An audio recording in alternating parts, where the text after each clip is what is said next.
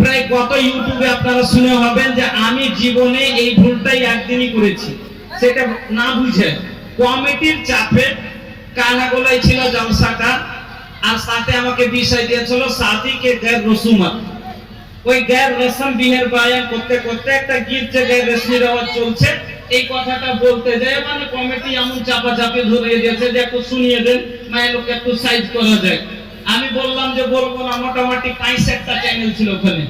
আমি বললাম না বলবো না, কমিটি এমন চাপ শুরু করলে যে একটু মায়ের লোককে ঝাল দেওয়া যায়, একটু না শুধরাইলে হবে না। আমি বুঝতে পারিনি যে এটা আমার শুধরাটাই আমার জন্য বালাই হয়ে যাবে। আমি কমিটি তখন বললো এরাকে কিছু বন্ধ করো, ঠিক আছে, ওরা বললো যে ঠিক আছে আমরা বন্ধ করে দিচ্ছি বলুন। তারপরে আমি নিজে রিকোয়েস্ট করে বলেছি যে খবরদার ভাই, আইয়া আমার প্রত্যেক কথা সোশ্যাল মিডিয়াতে যাচ্ছে, খবরদার ভাই এই সবগুলো দিও না। বলছে না না এটা করব, এটা রেকর্ডিং করি না। তারপরে এবার আমি যে দু একটা কথা আপনারা যা শুনেছেন আমার মুখ থেকে, ওই কোটাই কথা যে চ্যানেলে যান ওটাই কথা ঘুরে ফিরে, কিন্তু তার চেয়ে বেশি তো কিছু নেই। এই কথাটিকে একজনা ছেড়ে দিয়ে দেয় একটা চ্যানেলওয়ালা, যেমনি ছাড়া ইউটিউবের নিয়ম হলো যেটা বেশি মানে রোমান্টিক হবে দেখবে ওটা আগে আসবে।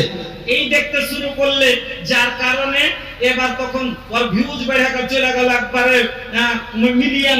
তখন দেখা দেখি যত চ্যানেলওয়ালা ছিল হবে ওরা কম্পিটিশন শুরু করে দিলে যে ওই এরকম করে দিলে যে আগে বেড়ে গেল তা আমি থেকে কেমন খারাপ করে দেবো, হাতটা বেশি দেখবে। ও তখন লিখলে মারুয়া গীত, আর ধরা তো আমি মারুয়ালে যে আমি তো ই লাগতো, তাইলে উল্টা পাল্টা গীত লেখ, কে খুবড়া গীত লেখ, এই করতে করতে সব নিজের নিজের হাতে ছেড়ে দিলে। 60টা চ্যানেলওয়ালা যদি ভাই ও কথাটা তারপরে যখন কাহিনী না চললো তখন কি করেছে, ফের লয়ে করে ওই কথাটাকে দিচ্ছে কইছে মোল্লা আব্দুল শাকুর কানাই। তারপর দিন আমি মাথা ধরে বসে থেকেছি যে আল্লাহ পাক লোকের কথা করে কতটা ভুল করে দিল, মানুষ আমাকে খারাপ ভাববে। হ্যাঁ, জীবনে আর কোনোদিন মুখ দিয়ে বাহির করিনি। আপনার এলাকায় 10 বছর আগে থেকে জলসা করি। আপনার কোন সভা থেকে আপনারা শুনেছেন? আমি মাইনারপুরে জলসা করেছি, আপনি কি শুনেছেন? আমি কালীগঞ্জে জলসা করেছি, তিনকুড়িয়াতে জলসা করেছি, আমি চড়াডাঙ্গিতে জলসা করেছি, হাবুরে জলসা করেছি, মানসাহির রাঘবপুরে জলসা করেছি, আমি কালিয়াগঞ্জে জলসা, কালীচকে জলসা করেছি। কোন জায়গাখানে আপনি শুনেছেন? কিন্তু জীবনে একটা কোন হিসাবে আমার অবুঝে হোক বা কমিটির চাপে হোক কথাটা বলেছি। আর এই জালেমেরা আমার সাথে এত বড় জুলুম করে ভাবে এই কথাটা ছেড়ে দিয়ে, আর এই সামান্য একটুকু কথার কারণে কত বিশাল বিশাল গুনাহগার নেওয়ালা আপনার স্টেজে দাঁড়িয়ে কথা বলছে, কিন্তু এই সামান্য একটা কথা মানুষের আপনার আমার বলতে সামান্য লাগছে, কিন্তু এইটুকু কথা আমার জন্য ওভাল হয়ে গেছে, অনেকটা বড় হয়ে গেছে। যা হোক, আমি 1.5 বছর আগেই আমি কথাটাকে উল্টো করেছি যে আমি জীবনে কোনোদিন সবগুলো বলি না, বলবো ইনশাআল্লাহ। যতই পারিস করেছে বলিনি, তারপরও যে আছে কিছু মানে আমার উপরে ই করেছে যে যদি যত সুধার না হবে ও কান না, আমি তো সুধার আগে দেখছি। হ্যাঁ, যাক আলহামদুলিল্লাহ। এবার আপনারা বসেন, আজকের বিষয়টা খুব সুন্দর বিষয় হবে, যেটা হলো হালাল কামাই, হালাল রুজি উপার্জন করা, হালাল রিজিক জমা করা। আমার বন্ধুরা কথা একটু ভালো করে শুনেন। প্রত্যেকটা মানুষ আমরা দুনিয়াতে জীবন যাপন করতে গেলে, আমরা দুনিয়াতে বেঁচে থাকতে গেলে আমাদের খাওয়ার দরকার আছে, আছে না নাই? রিজিকের দরকার। অন্ন ছাড়া, খাওয়া দাওয়া ছাড়া আমরা বেঁচে থাকতে পারি কি? পারি না।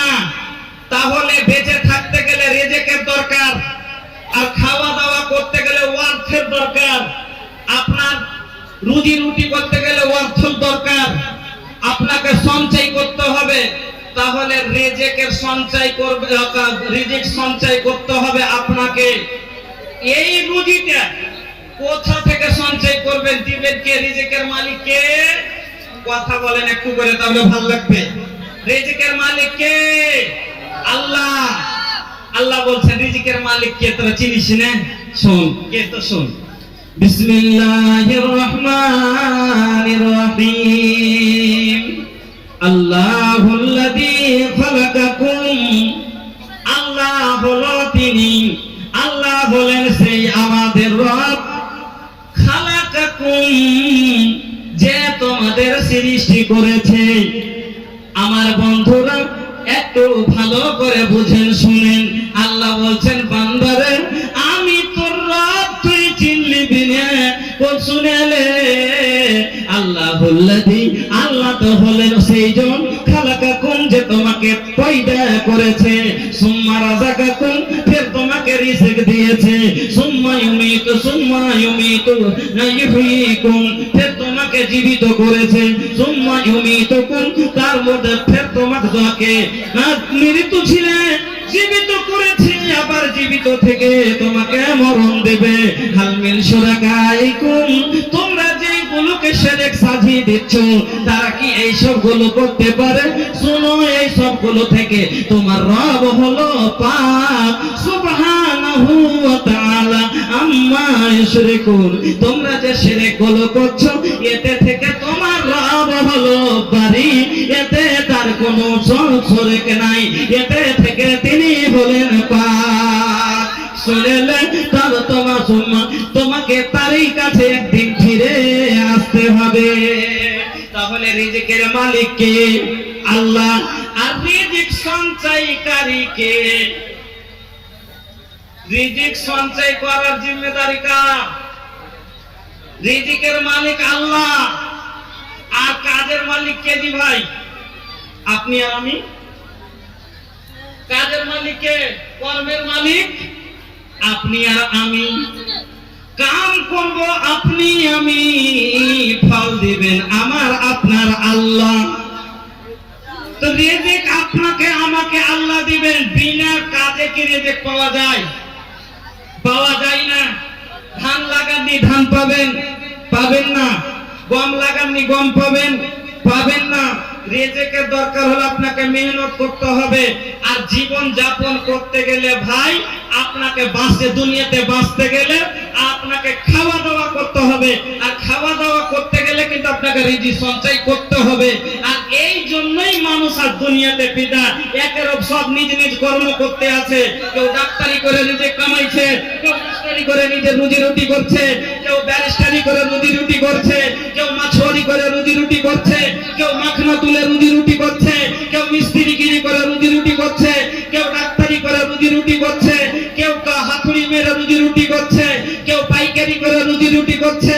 যে কোনো কাজ হোক কিছু না কিছু অবশ্যই করে সেই নিজের জীবন যাপনের জন্য রুজি সঞ্চয় করছে। ঠিক, কিছু না কিছু করছে। কেউ খেতি করছে, কেউ ডাক্তারি করছে, কেউ মাস্টারি করছে, বিভিন্ন রকম। এবার রুজি সঞ্চয় করাটা হালাল কাম না হারাম? আপনাকে কোরআন হাদিস থেকে একবারে বলছি, শুনবেন, একটু রাখেন। রিজিক আপনার রিজিক সঞ্চয় করা, মালদার হওয়া, জমি কিনাটা জায়েজ না না জায়েজ? বলেন না গো। জমি কিনাটা জায়েজ, জমি কিনাটা না জায়েজ, দুটোই। হালাল টাকায় কিনলে আপনার জায়েজ, হালাল টাকায় রুজি করলে জায়েজ। আর হারাম টাকায় করতে গেলে ওটাই হয়ে যাবে না জায়েজ। বন্ধুরা আমার, এবার রুজি তালাশ করছি আমরা সবাই। এবার নিজের কর্মটা আমরা হালাল রূপে রিজিক অর্জন করছি কিনা এটা দেখার জন্য, যে আমরা তো সবাই নিজের জীবন যাপন করার জন্য রুজি তালাশ করছি, কিন্তু আপনার আমার রিজিকটা হালাল না হারাম এটাই আজকে আপনাকে খালি বুঝাবো। আপনাকে খালি নিজের বুঝিটা খালি আপনি চিন্তা করে দেখবেন যে আরে মন, আমি যে রুজিটা তালাশ করে খাচ্ছি, যে রিজিকটা জমাচ্ছি, আমি যে কামাইটা করছি, তা আমার কামাইটা হালাল হচ্ছে না হারাম? হালাল না হারাম এটুকু খালি বুঝালেন তাইলে কামিয়াব। তো বন্ধুরা আমার, আমি আপনি হালাল কেন? আপনি নামাজ পড়ছেন, আপনি রোজা করছেন, আর বিশ্ব নবী বলেন যদি কেউ হারাম জিনিস খাওয়ার পরে, যার খাদ্য হারাম, যার পরনের কাপড় হারাম, এই হারাম কাপড় পরে নামাজ পড়লে আপনার সালাত কবুল হবে না। আপনার হারাম খাওয়ার পরে যদি আপনি নামাজ পড়েন, কপালে যদি আপনি 3 ফুট উঁচা করে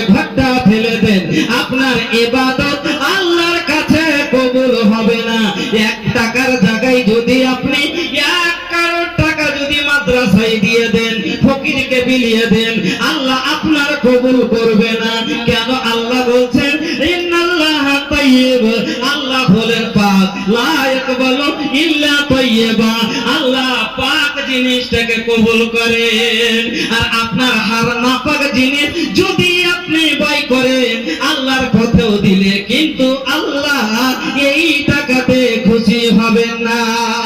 আপনার খাওয়া যদি হারাম